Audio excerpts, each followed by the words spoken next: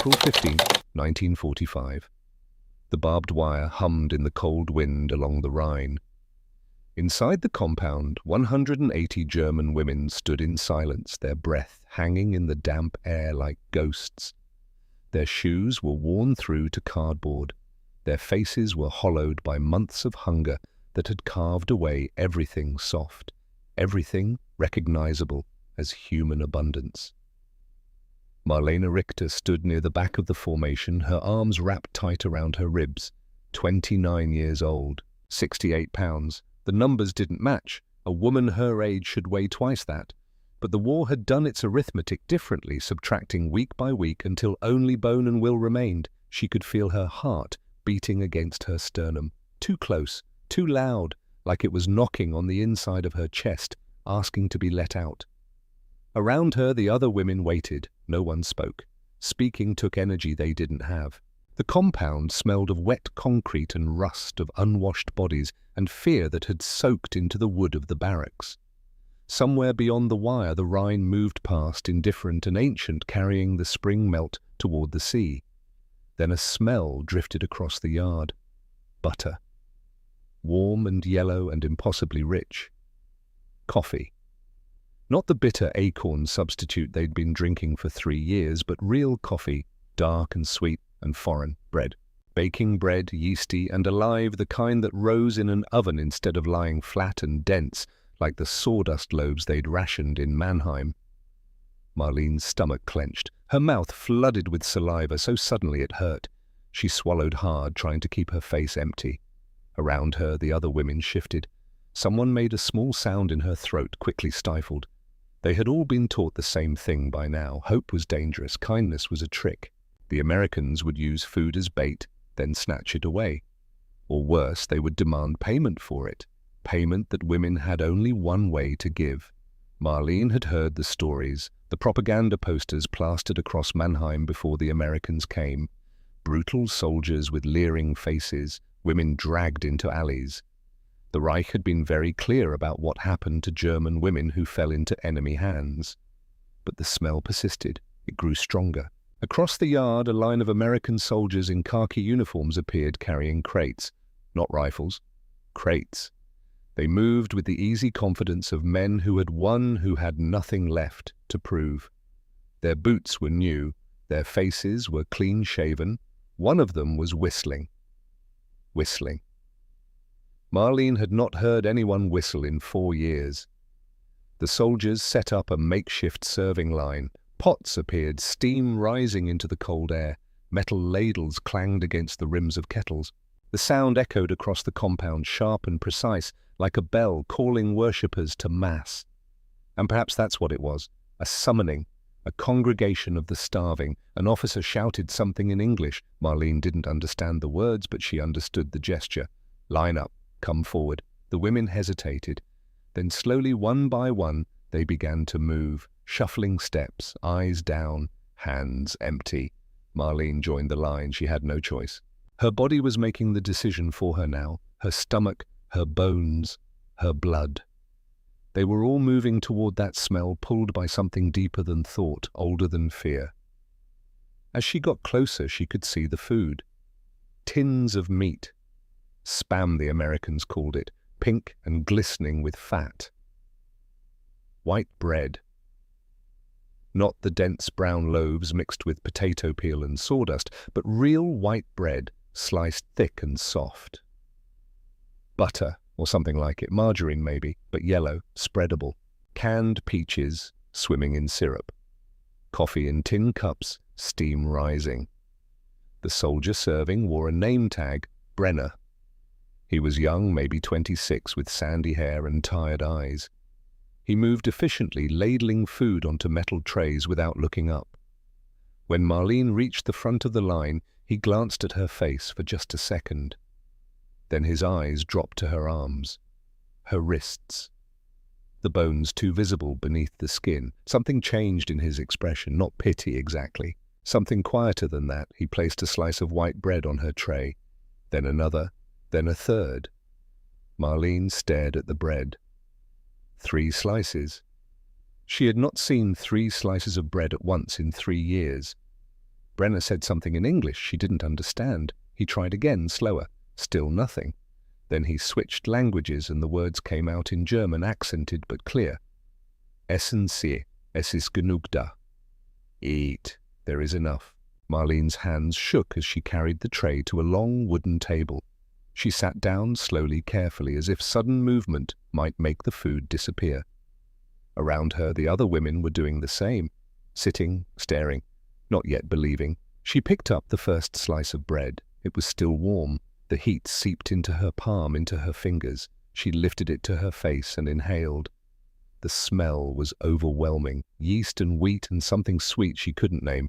It was the smell of Sunday mornings before the war, of Franz reading the newspaper while Otto played with wooden blocks on the kitchen floor, of a world where bread was ordinary, where no one counted calories or mixed sawdust into flour to make it stretch. Marlene pressed the bread to her lips, then she bit down. The crust gave way with a soft crack. The interior was cloud-light dissolving on her tongue almost before she could chew. The taste was simple. Wheat, salt, a faint sweetness. But to her body starved for so long, it was a symphony. Every nerve ending woke up. Her stomach clenched with something between pain and pleasure. She chewed slowly, swallowed, felt the bread move down her throat, warm and solid and real.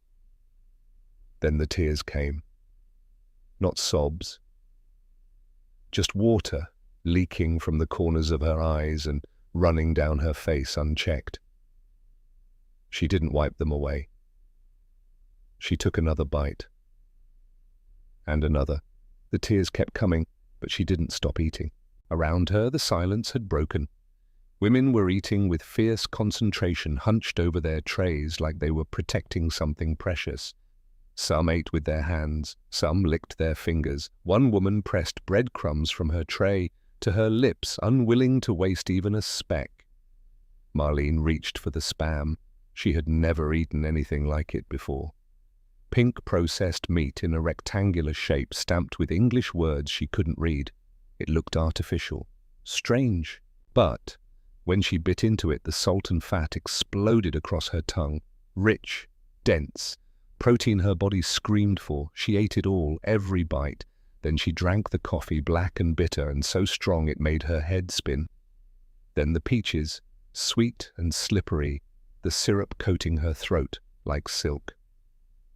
When the tray was empty, she sat back, her hands flat on the table.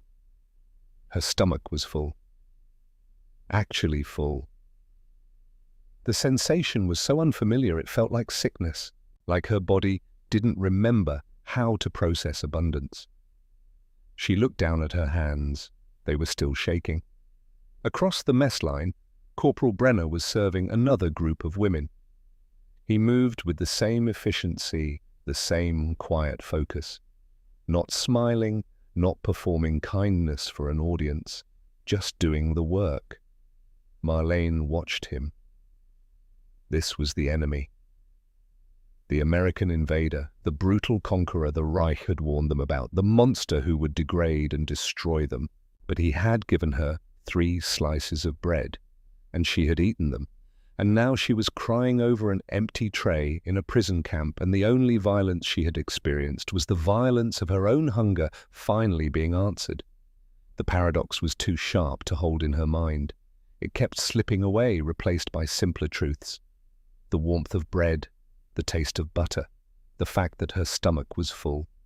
An older woman sitting across from Marlene spoke quietly in German. "Das ist das beste Essen meines Lebens." "This is the best food of my life." Marlene looked up. The woman's name was Greta, 48 years old, a nurse from Stuttgart. Her face was gaunt, her hair streaked with grey, but her eyes were bright with tears, the same tears Marlene could feel on her own face. Marlene nodded. She tried to speak, but her throat closed, so she just nodded again. Yes, the best food.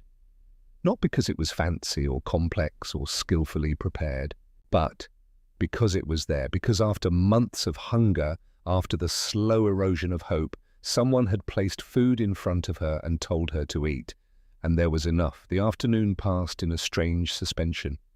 The women were shown to barracks, long wooden buildings with rows of metal cots, thin mattresses, wool blankets that smelled of mothballs but were clean, a wood stove in the center of the room already burning. Marlene claimed a cot near the back. She sat on the edge of the mattress, testing its give. Soft. Too soft. She had been sleeping on floors for weeks. Her body didn't know what to do with softness anymore. Through the window she could see the compound. Guard towers at each corner, barbed wire fence running the perimeter. American soldiers walking patrol routes, rifles slung over their shoulders.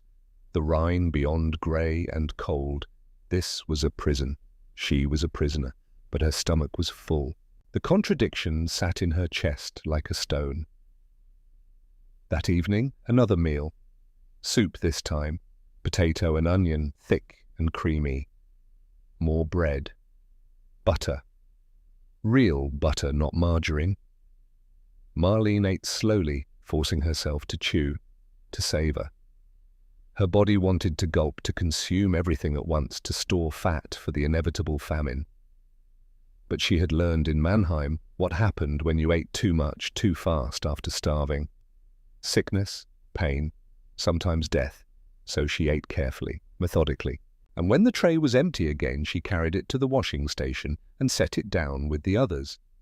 Brenner was there supervising the cleanup. He glanced up as she approached, then nodded once. A simple acknowledgement. You are seen. Marlene wanted to say something, to ask why, to demand an explanation for this bizarre mercy. But her English was non-existent, and her pride wouldn't let her speak German to him again. Not yet. So she just turned and walked away, back to the barracks, back to her cot. That night she lay awake, listening to the sounds around her. Women breathing. Someone crying quietly in the dark. The wind against the walls. The distant rumble of trucks on the road beyond the compound. Her hand rested on her stomach. Still full. Still warm. She thought about Otto. 7 years old. Living with his grandmother in Dresden, or he had been 3 months ago, the last time she'd gotten a letter through, before the Americans came. Before everything collapsed, was he eating tonight? Was there bread in Dresden, or was he hungry? The way she had been hungry, learning that emptiness, that became normal, that became background noise. You stopped noticing, until suddenly you were 68 pounds and your heart was knocking on your ribs. The guilt was immediate and sharp. She was full. Her son might be starving. She was eating butter while Franz lay dead in a frozen field outside Stalingrad. She was safe in a warm barracks while her mother-in-law tried to keep a child alive in a bombed-out city with no food, no fuel, no hope.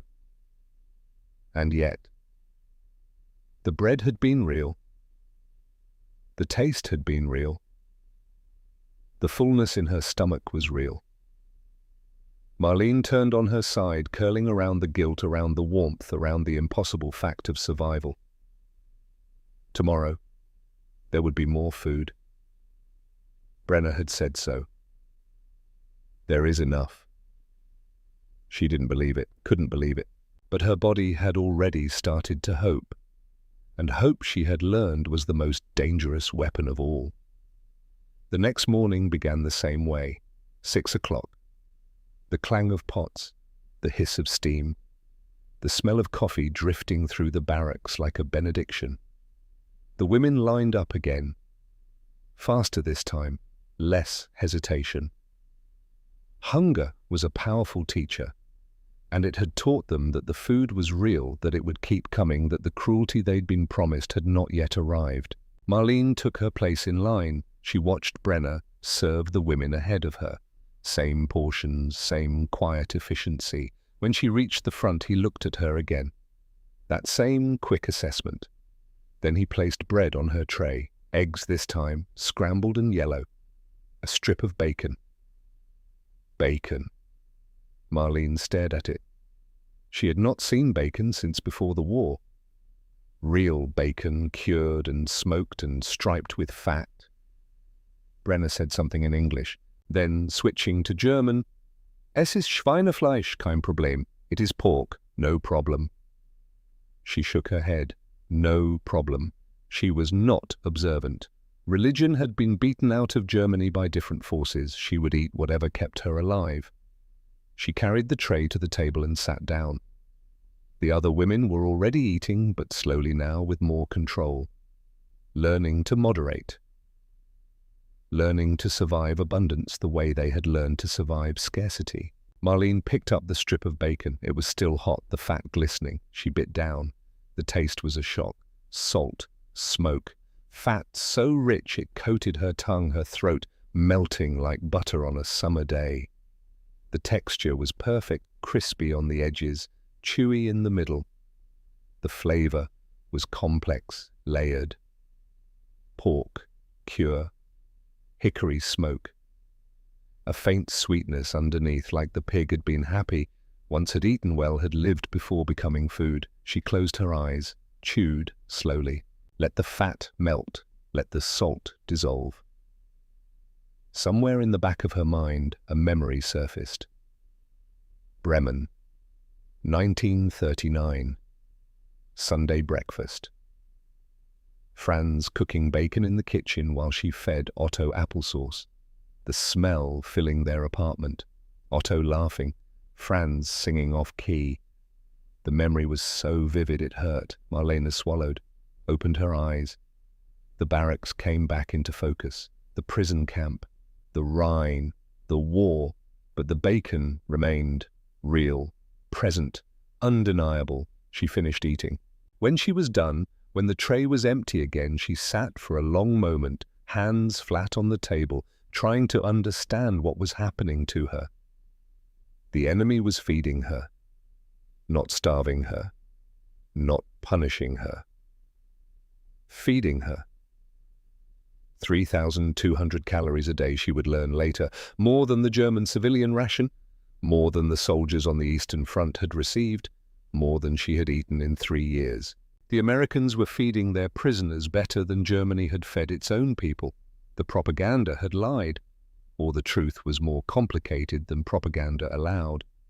Marlene stood, carried her tray to the washing station. Brenner was there again, arms crossed, watching the morning clean-up. When she approached, he uncrossed his arms and stepped forward. "Wie heißen Sie?" he asked in German. "What is your name?" She hesitated. Giving her name felt like giving something away, like admitting she was human, that he was human, that this exchange was something more than enemy and captive. But her mouth answered before her mind could stop it. Marlene Richter. Brenner nodded. Thomas Brenner. Pennsylvania. Pennsylvania, America? The other side of the world. He looked at her for a moment, his expression unreadable. Then he said quietly, still in German, "Meine Großmutter war wie Sie, aus Bayern. Sie kam 1912 nach Amerika, weil es kein Essen gab." My grandmother was like you, from Bavaria. She came to America in 1912 because there was no food. Marlene didn't know what to say to that. The parallel was too neat, too pointed. Was he trying to tell her something, that hunger was universal, that borders were accidents, that the war was stupid? She just nodded, turned away, walked back to the barracks. But the words stayed with her all day, all week, settling into her bones alongside the bread and the bacon and the impossible fact of survival. By the end of the first week, Marlene had gained 5 pounds. Her face had colour again. Her hair had stopped falling out. The other women looked different too. Stronger, less like ghosts. The rhythm of the camp became familiar. Wake at 6, line up for breakfast, return to the barracks, lunch at noon, dinner at 6. Between meals there was nothing to do, no work, no orders, just waiting. The boredom was its own kind of torture, but compared to starvation it was nothing. Marlene spent her time watching, learning. The American soldiers rotated shifts. Some were kind, some were indifferent. None were cruel. The compound was clean. The latrines functional. There was soap. There was water. There were rules, but the rules made sense. No fighting, no stealing, line up on time, obey orders, simple, clear. Nothing like the chaos of the last months of the Reich, when orders contradicted each other, when food shipments never came, when propaganda promised victory while the city burned. On the fifth day, Marlene spoke to Brenner again. She waited until the dinner line had cleared, until the other women had gone back to the barracks. Then she approached him at the washing station. Warum? She asked in German. Why? He looked at her, didn't pretend not to understand. Not. Weil es das Richtige ist, he said. Because it is the right thing. Such a simple answer. So American, as if morality were easy, as if feeding the enemy were just a matter of checking a box on a form. But Marlene had lived through the war. She knew morality was never simple, knew that feeding someone took resources that could go elsewhere, that every bite she ate was a bite taken from someone else's mouth. Aber wir sind der Feind, she said, but we are the enemy. Brenner shook his head. Nein, der Krieg ist der Feind. No, the war is the enemy. He said it so matter-of-factly, like it was obvious, like the distinction between people and politics was something everyone should understand. Marlene wanted to argue, wanted to tell him it wasn't that simple, that she had believed, that she had cheered when France fell, that she had sewn flags and sent her husband off to die and told Otto that his father was a hero, but her throat closed. Because standing here in this prison camp with a full stomach and clean hands, those beliefs felt very far away, felt like something that had happened to a different woman. A woman who weighed more than 68 pounds. A woman who had never tasted American bacon. A woman who still thought propaganda could fill an empty stomach. She turned and walked away without answering. But that night, lying on her cot, she whispered it into the darkness. Das ist das beste Essen meines Lebens. This is the best food of my life, and she wasn't sure anymore if she was talking about the bread or the mercy. May arrived cold and wet along the Rhine. The spring rains turned the compound into a maze of mud and standing water. The women learned to navigate the puddles to keep their shoes as dry as possible, to hang wet clothes near the wood stove where they steamed and smelled of wool and dampness. But the food kept coming, every morning, every noon, every evening, like clockwork, like a promise being kept. Marlene had gained 12 pounds by the first week of May. Her cheeks had filled out. Her wrists no longer looked like they would snap if you touched them. She could stand for long periods without her legs shaking, could walk the perimeter of the compound without getting winded. The other women were transforming too. Greta, the nurse from Stuttgart, had started organizing medical checkups for the younger women. Hildegard Schreiber, a schoolteacher from Hamburg, had begun teaching English in the afternoons using scraps of paper and charcoal to write out vocabulary. The barracks had become something almost like a community. Women shared stories, shared memories, shared the slow, painful process of accepting that they had survived. But survival came with its own weight. On May the 3rd, Marlene was serving herself lunch when she overheard two American soldiers talking near the kitchen. They were speaking English, but one word cut through clearly: Dresden. She froze the ladle halfway to her tray. The soldier continued talking. She caught fragments: February, bombs, fire, civilians. Her hands started shaking.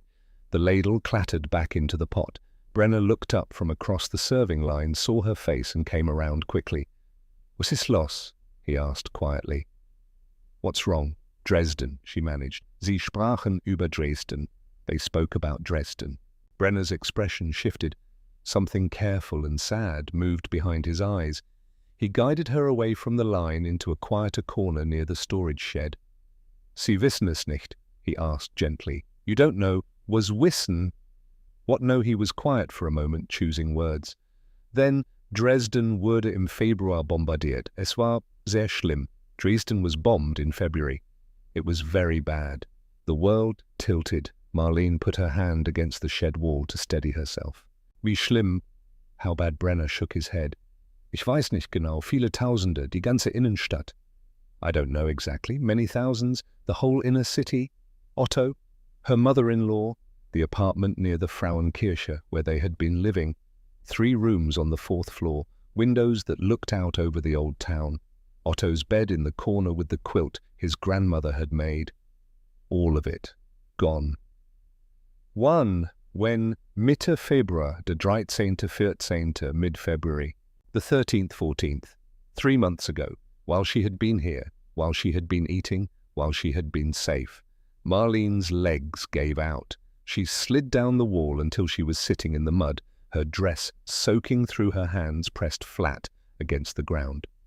Brenner crouched beside her. He didn't touch her, just stayed close, present. Gibt es?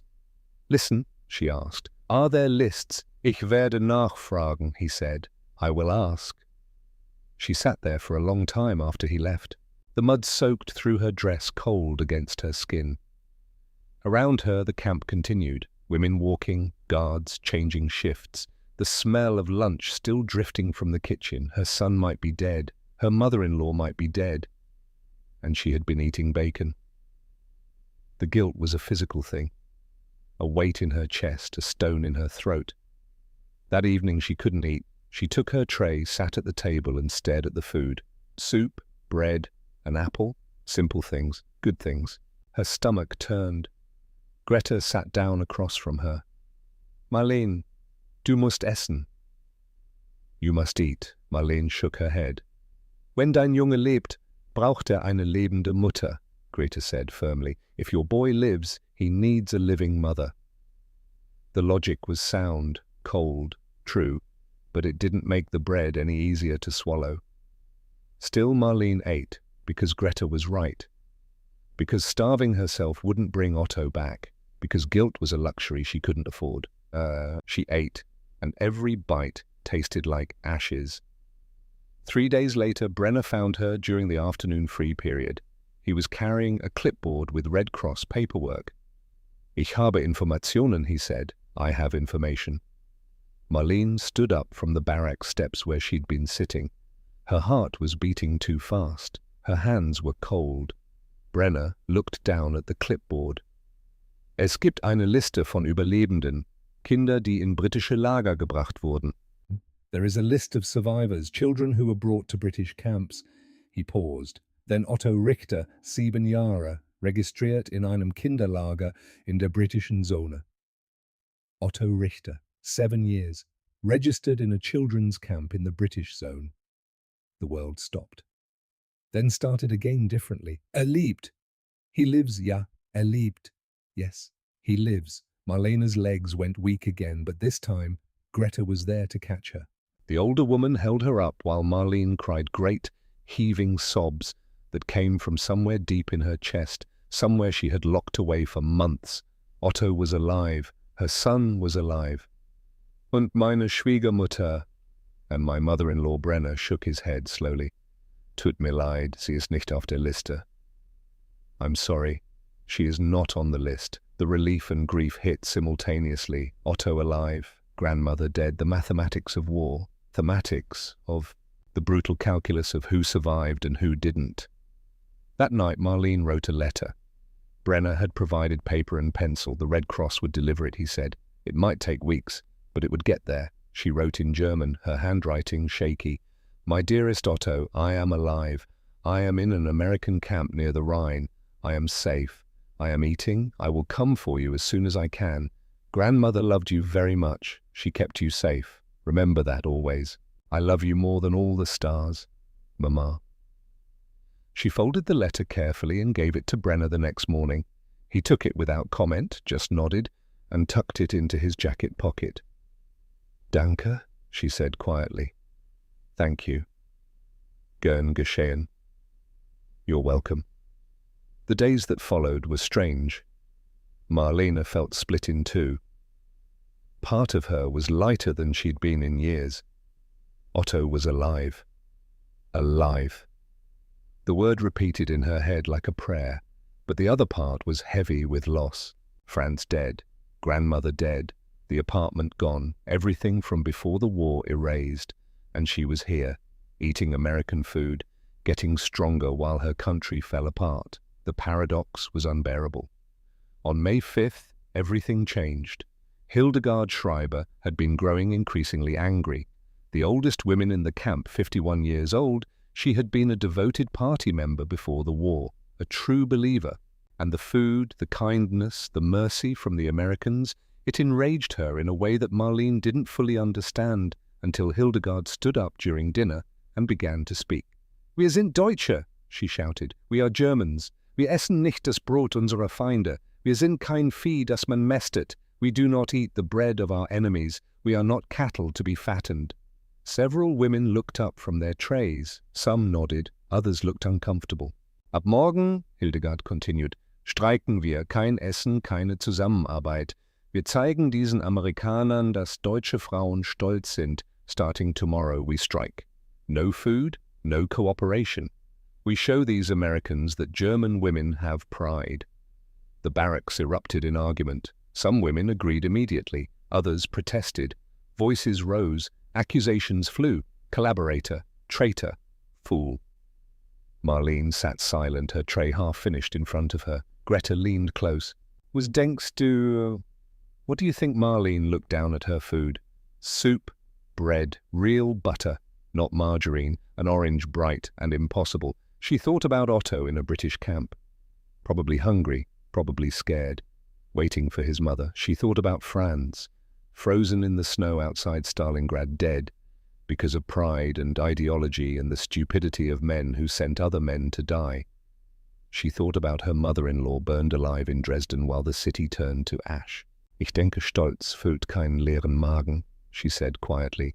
"I think pride doesn't fill an empty stomach." Greta smiled grimly. "Kluge Frau." Wise woman.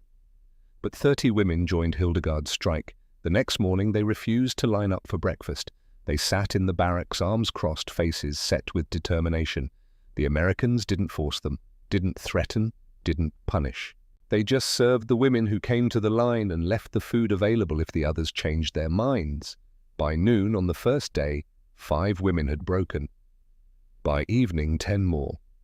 By the third day, Hildegard herself was wavering. Marlene could see it in her face, the hollow eyes, the shaking hands, the body's simple, brutal demand for fuel. On the 4th day, Hildegard collapsed during afternoon count. She was carried to the medical barracks, barely conscious, severely dehydrated. The strike ended, the women ate, and no one spoke about it again. But Marlene had learned something important. Pride was a luxury. Ideology was a luxury. When the body was starving, when a child was waiting, when survival was the only goal that mattered, you ate the bread the enemy gave you. And you were grateful. May 8th arrived with clear skies and birdsong. The women woke to the usual sounds, pots, clanging, water running, the morning count being called. But something was different. The American soldiers were moving with unusual energy, talking in clusters, smiling. At breakfast, Lieutenant Colonel Morrison appeared. He rarely came to the mess hall. His presence meant something important. He spoke in English first, his voice carrying across the room. Then Brenner translated into German, his voice careful and clear. "Der Krieg in Europa ist vorbei. Deutschland hat bedingungslos kapituliert. Ab heute gibt es keinen Krieg mehr. The war in Europe is over. Germany has unconditionally surrendered. As of today, there is no more war." The barracks fell silent. No one cheered, no one cried. They just sat there holding their coffee cups, trying to understand what the words meant.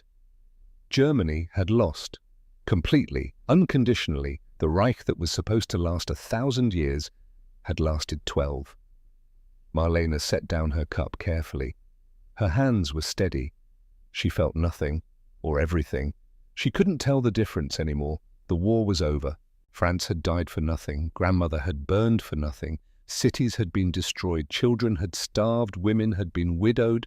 All for nothing. And she was sitting in an American prison camp about to eat breakfast. The absurdity was complete. Morrison continued speaking. Brenner continued translating. There would be no change in camp operations. Food would continue. Safety would continue. Eventually there would be repatriation, but it would take time.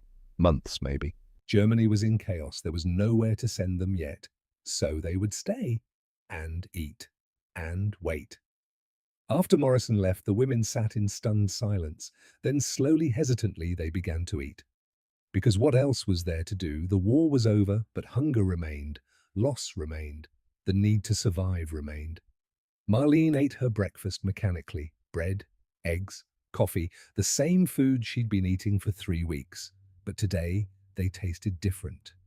Today, they tasted like defeat. When she finished, she carried her tray to the washing station. Brenner was there as always, but today he looked different too. Lighter, like a weight had lifted. Of course, for him this was victory. His side had won. The good guys had triumphed. He could go home now, back to Pennsylvania, back to his life, with the satisfaction of having done the right thing, while she had nothing. No country, no home, no husband, just a son in a British camp and a future that looked like rubble. Brenner saw her face. "Es tut mir leid," he said quietly. "I'm sorry." "Wofür?" she asked, sharper than she meant to. "For what?" "For winning for Alice," he said. "For everything." She wanted to be angry, wanted to hate him, wanted to feel something other than this numb emptiness, but she couldn't, because he had fed her, had found Otto, had been kind when he could have been cruel. "Danke," she said instead. "Thank you." It was all she could manage. That evening, the Americans prepared a special meal. VE Day celebration, they called it. Victory in Europe. The menu was different from the usual rations. There was meat, real meat, not spam. There were potatoes mashed with butter and cream. There were vegetables, canned but colorful. There was pie for dessert, apple pie with crust that flaked and filling that smelled of cinnamon. And there was bacon. Strips of bacon, fried crisp and arranged on platters. Marlene took her tray through the line. The American soldiers were cheerful, joking with each other in English, celebrating their victory.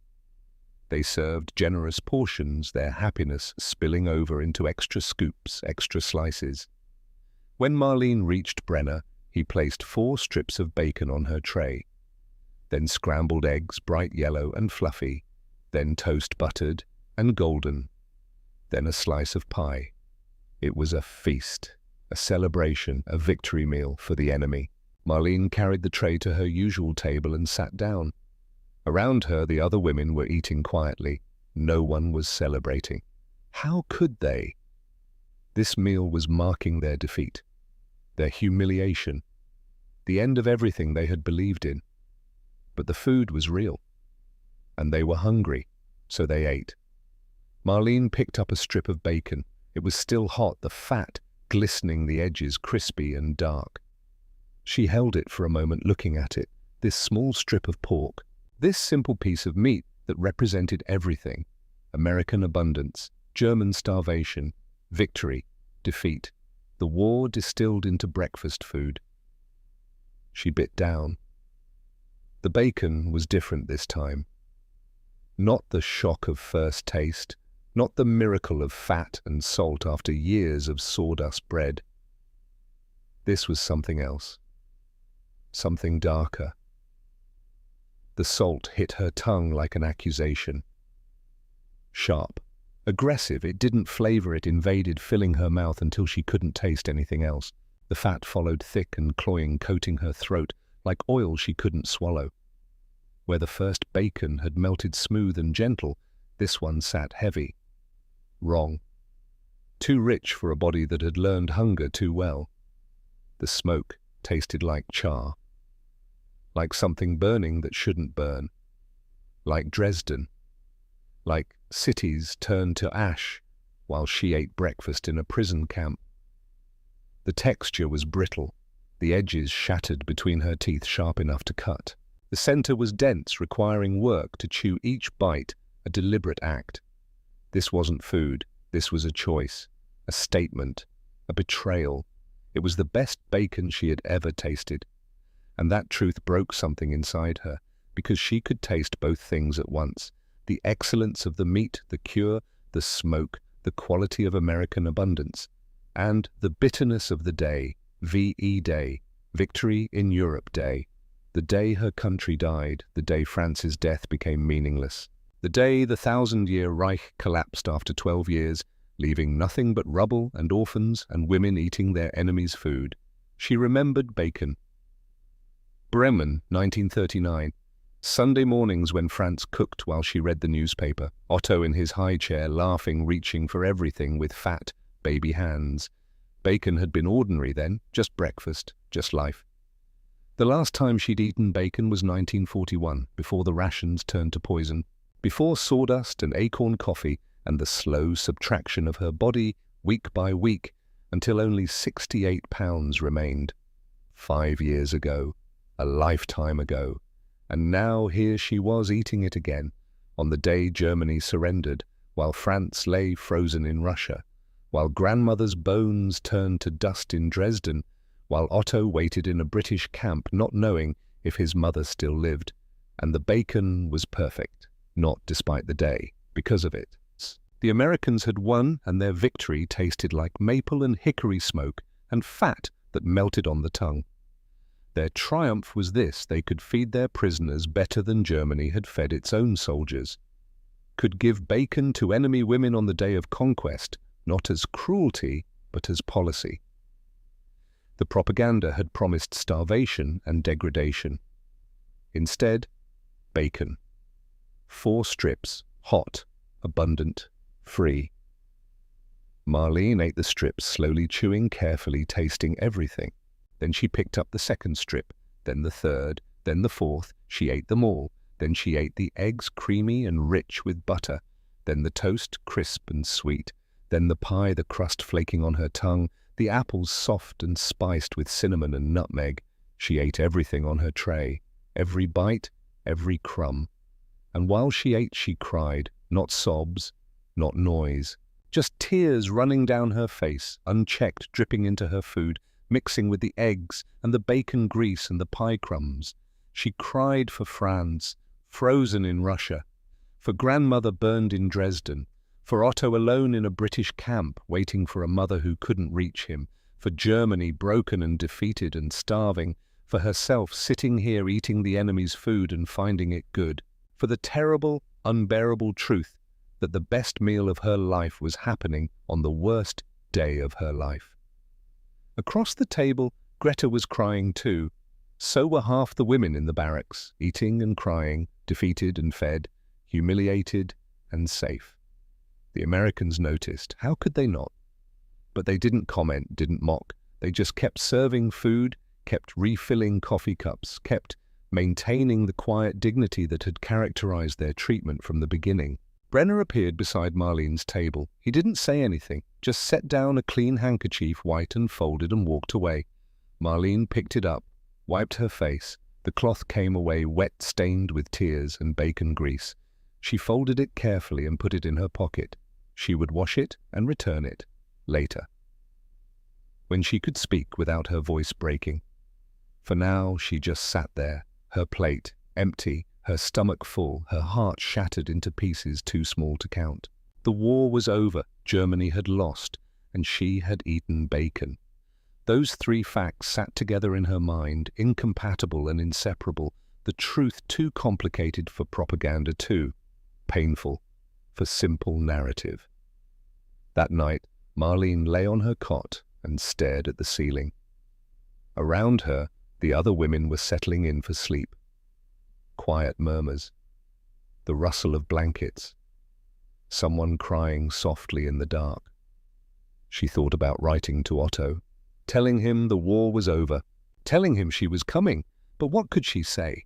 How could she explain that his father had died for a lie, that his grandmother had burned for nothing, that his mother had survived by eating the enemy's food and finding it good?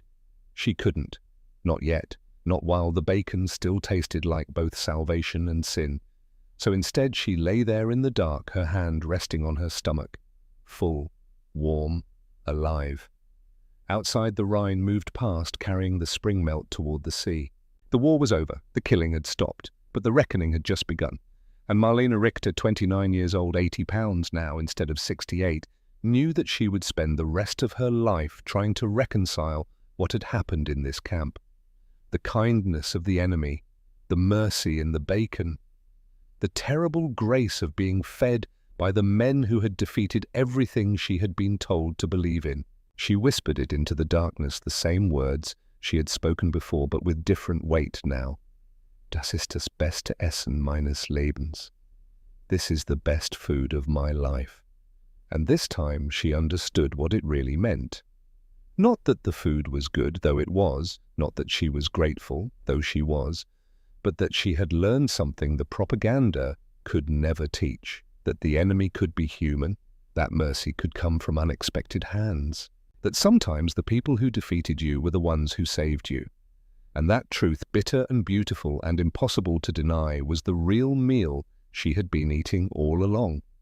June came warm and heavy along the Rhine. The rain stopped. The compound dried into hard-packed earth. The women moved slower in the heat, their bodies still adjusting to having weight again, to carrying flesh instead of just bone. Marlene had written 3 more letters to Otto, short letters, simple words. I am here, I am safe, I am coming. She didn't know if he received them. The Red Cross couldn't promise delivery. The British zone was chaos, displaced persons camps overflowing, children separated from parents, parents searching for children, the whole continent trying to put itself back together from pieces too broken to fit. But she wrote anyway. Because what else could she do? On June 12th, Brenner found her during the afternoon free period. She was sitting in the shade near the barracks, mending a tear in her dress with thread Greta had bartered from one of the guards. Ich habe Neuigkeiten, he said. I have news. Marlene set down her sewing. Her hands were steady now. She had learned not to panic at every announcement. News could be good, news could be bad. Either way, it had to be faced. Otto, she asked. Brenner nodded. He sat down beside her on the steps, not too close, maintaining the careful distance they had established over the past weeks. Die Briten haben zugestimmt, Kinder zu ihren Müttern zu bringen, wenn die Mütter in amerikanischen Lagern sind, he said. The British have agreed to bring children to their mothers if the mothers are in American camps. Marlene's breath caught. When? Vielleicht August. Vielleicht September. Es dauert Zeit, alle zu finden. Maybe August. Maybe September. It takes time to find everyone. 2 months, 3 months, an eternity, but also nothing.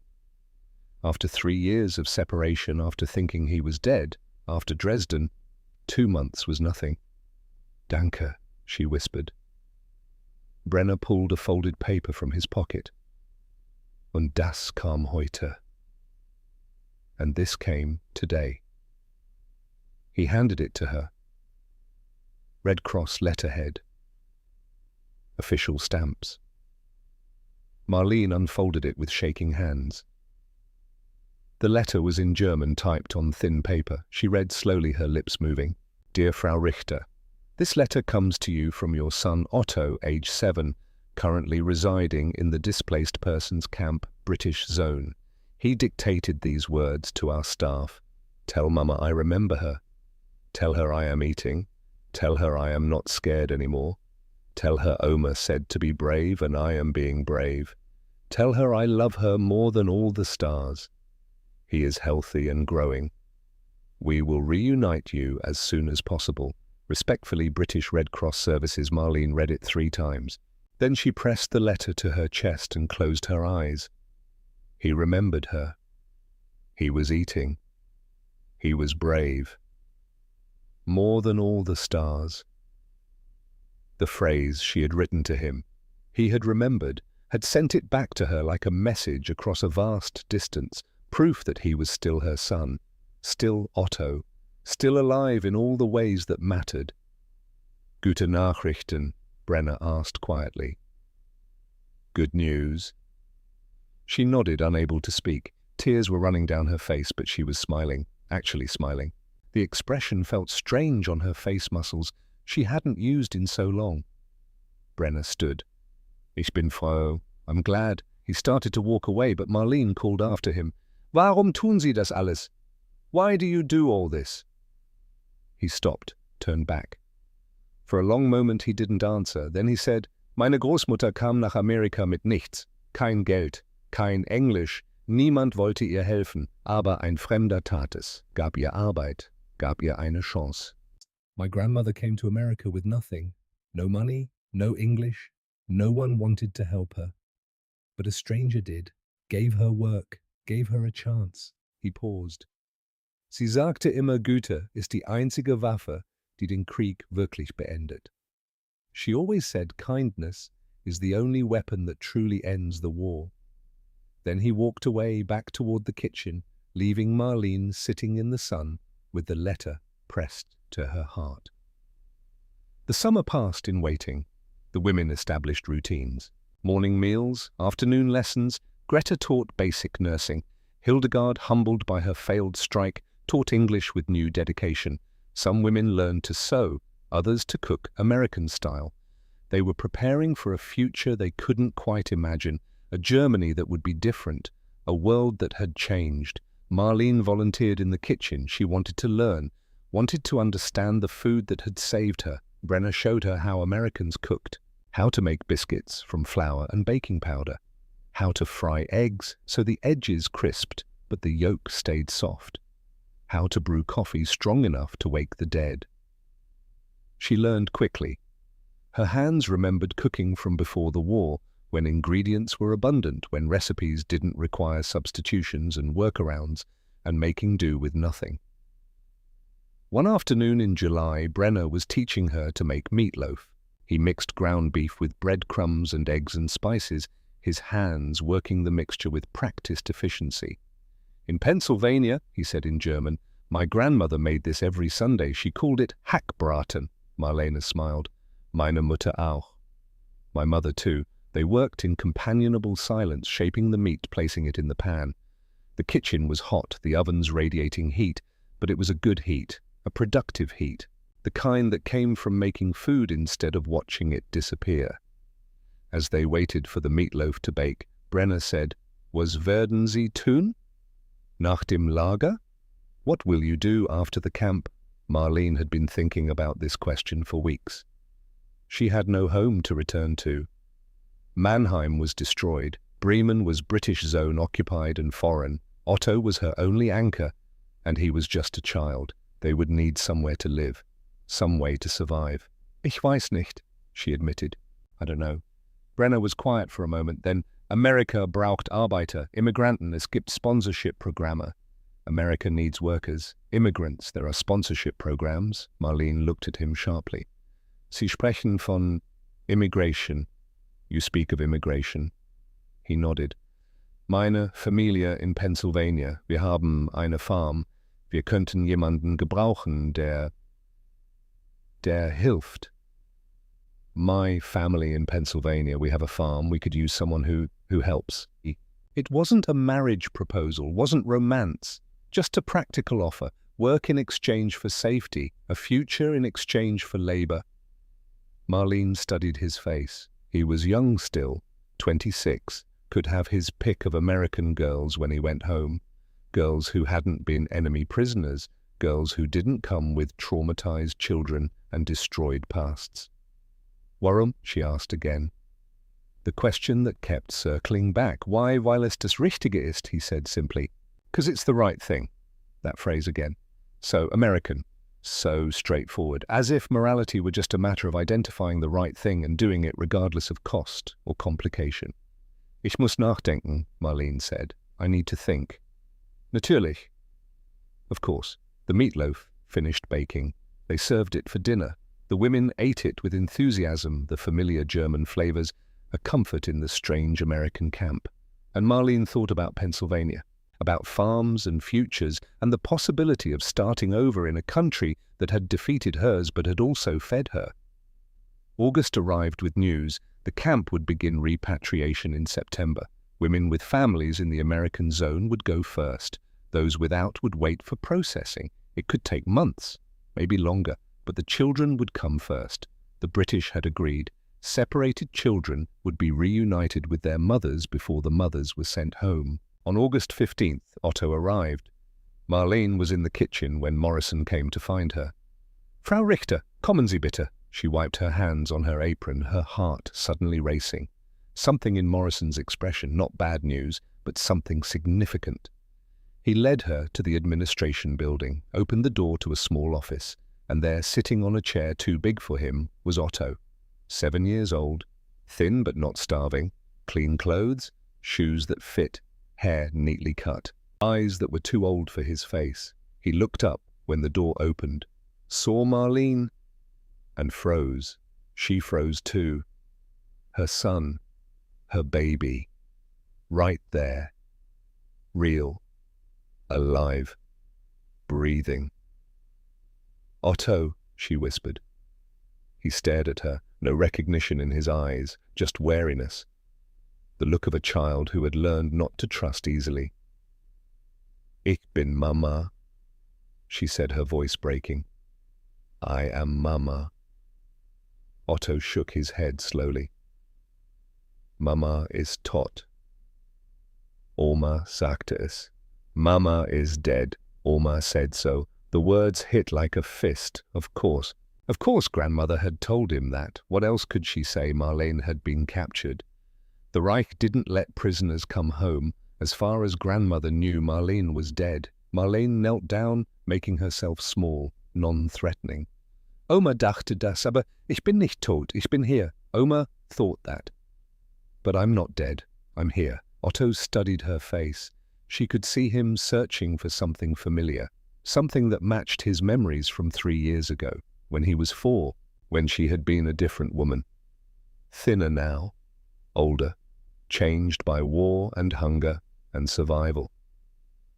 "Mehr als alle Sterne," she said softly. "More than all the stars." Otto's eyes widened. That phrase, the phrase only his mother knew, the phrase they had said to each other every night before bed. "Mama," he whispered. "Ja, mein Liebling. Ich bin es. Yes, my darling. It's me." Otto stood up slowly, took one step toward her. Then another. Then he was running, crashing into her arms, sobbing against her shoulder. Marlene held him.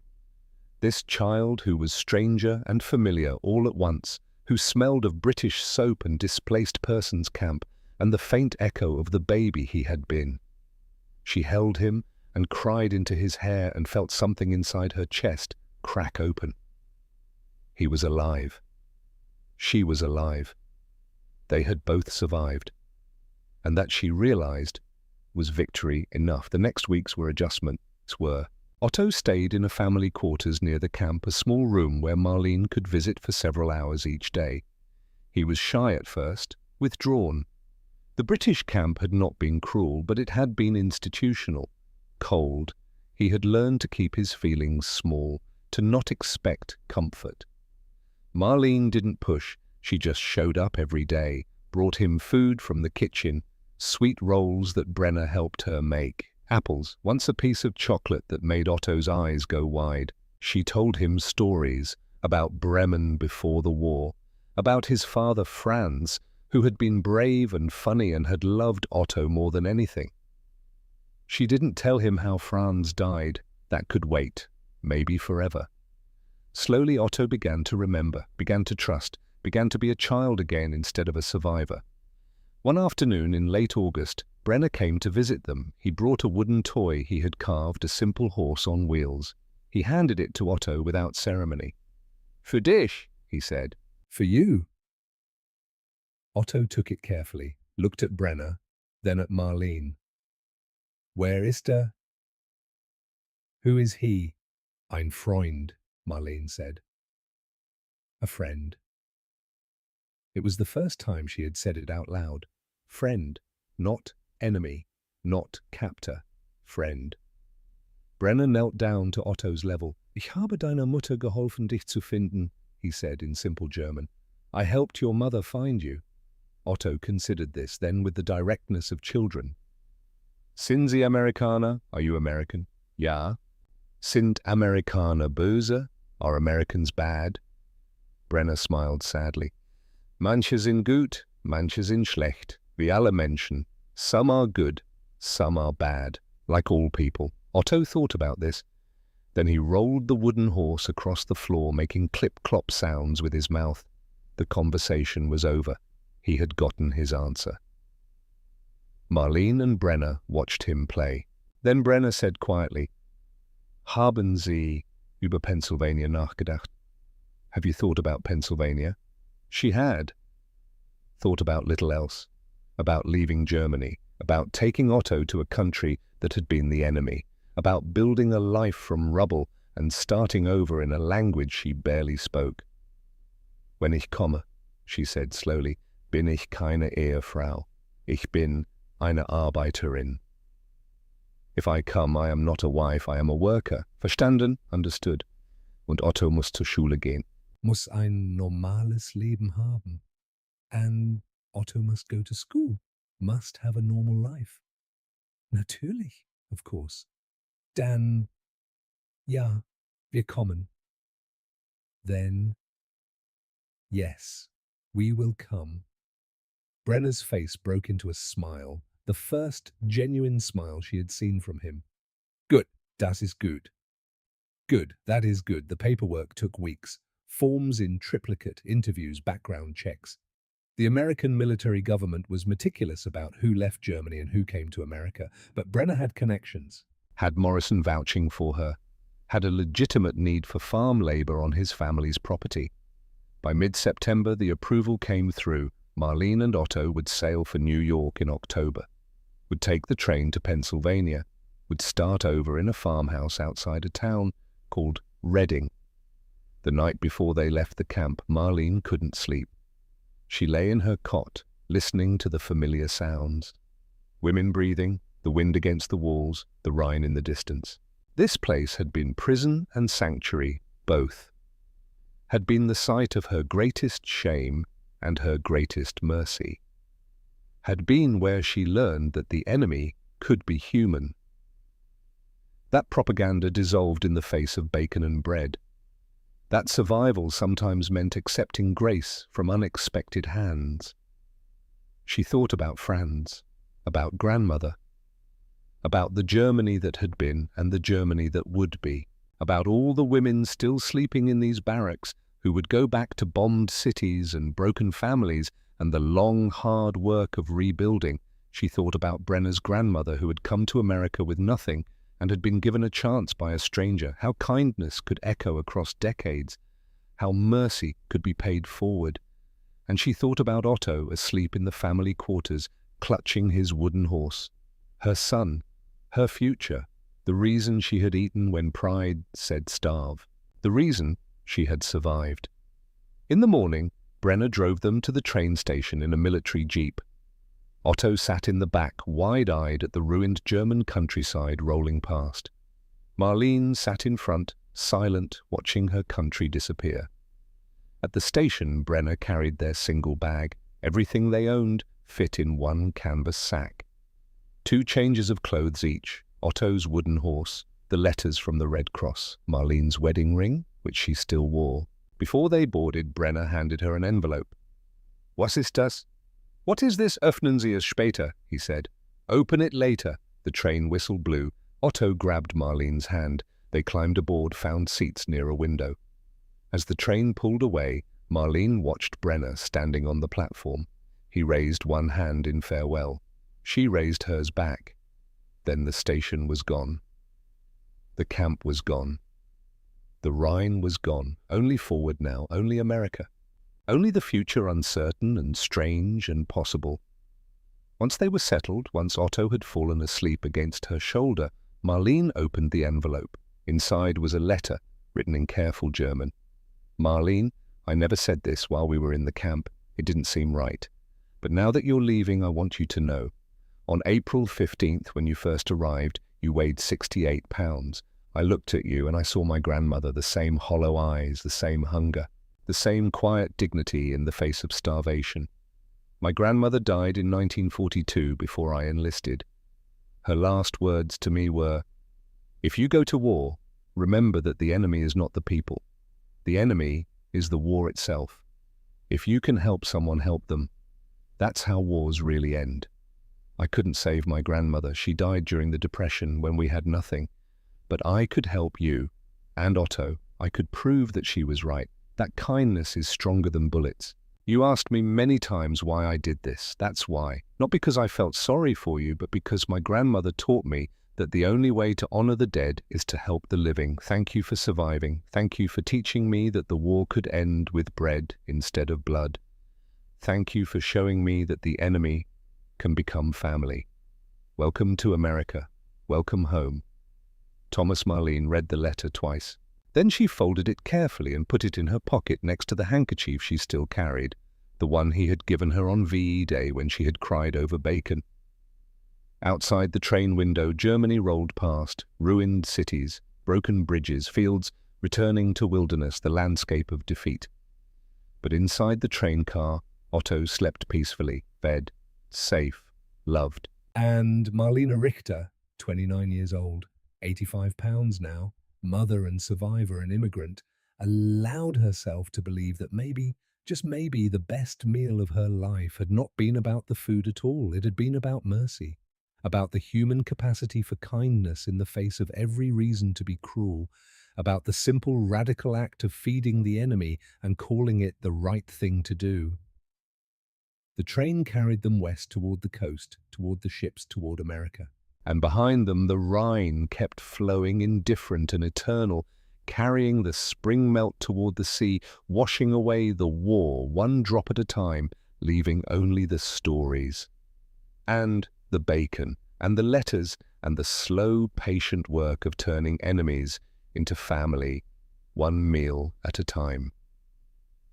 Pennsylvania, 1950 to 1956. The farm outside Reading became home slowly. Marlene worked in the Brenner family kitchen, cooking meals that blended German tradition with American abundance. Otto learned English faster than she did, his accent disappearing within a year.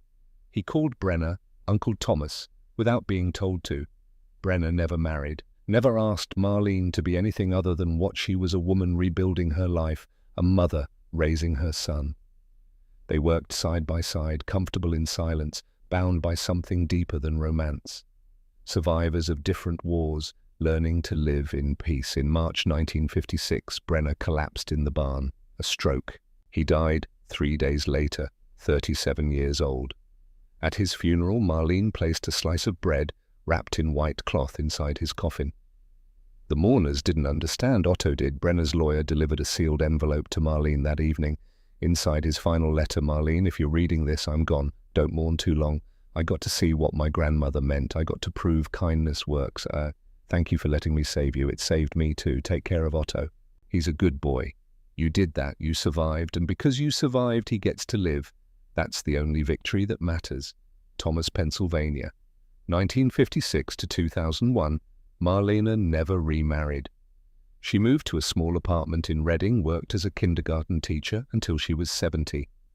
Every May 8th, she cooked bacon and eggs, sat alone at her table, and remembered France, grandmother, Thomas, the camp by the Rhine. The moment everything changed, Otto became a history professor, married an American girl, had 3 children who called Marlene Oma, and never quite understood why she cried whenever they wasted food. On her 75th birthday in 2001, Marlene wrote in her journal, "The best meal of my life was not about the bacon. It was about learning that the enemy can feed you. That propaganda dies when you taste real butter. That survival sometimes means accepting grace from the hands that defeated you." Thomas was right. Kindness is the only weapon that ends wars. I ate to live. Now I teach children to live with kindness. Franz, Oma Thomas, you are in every meal I make. This is legacy. This is how love wins. Marlene Richter died peacefully on September 3rd, 2001. She was 75 years old. Reading, Pennsylvania. 2018, Emma Richter, 32, Professor Otto's granddaughter, found the journals while cleaning out her great-grandmother's apartment. Inside, letters from the Red Cross. A white handkerchief yellowed with age, embroidered with the initials TB. A letter from Thomas Brenner, dated October 1945. And Marlene's journal with the final entry. Emma read everything. Then she contacted archives in Germany, tracked down records from the Rhine camp, found other survivors' testimonies. In 2019, she published 68 pounds Das beste Essen meines Lebens. The book combined Marlene's journals, Thomas's letter, and historical context about American POW camps in 1945. It became a bestseller in both America and Germany. The final page contained a photograph of Marlene and Otto at the Reading train station, 1945. Behind them, barely visible, Thomas Brenner, standing in the background. And beneath the photo, Marlene's words, "The war taught me to hate. The peace taught me to forgive. The bacon taught me that sometimes the people who defeat you are the ones who save you. And that is the meal I will remember forever."